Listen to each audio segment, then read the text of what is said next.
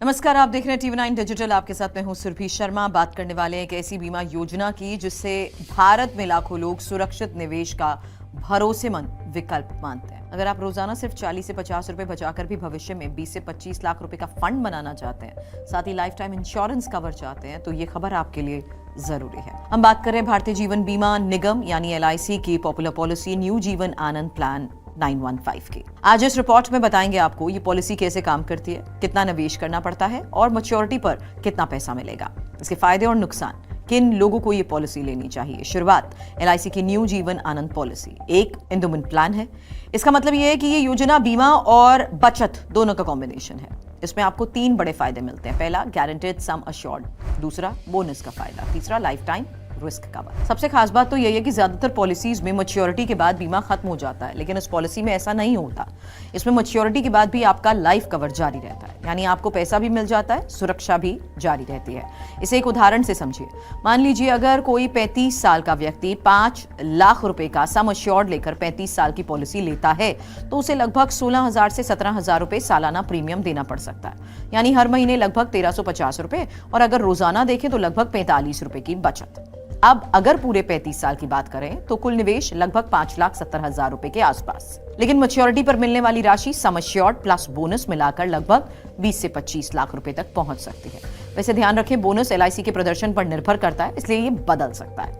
अब जानते हैं पॉलिसी के बड़े फायदे क्या हैं, क्योंकि पहला फायदा है life time insurance cover. Maturity के बाद भी 5 लाख का बीमा कवर जारी रहता है। दूसरा फायदा है बोनस बेनिफिट। LIC हर साल सिंपल रिविजनरी बोनस घोषित करती है।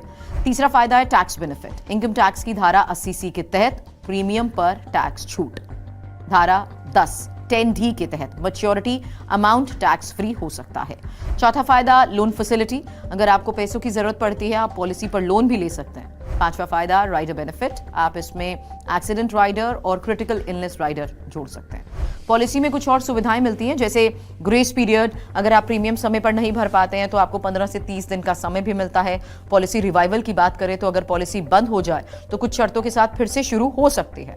फ्लेक्सिबल टर्म, जो कि 18 से 50 साल तक के व्यक्ति ये पॉलिसी ले सकता है। पॉलिसी टर्म 15 साल से 35 साल तक का है।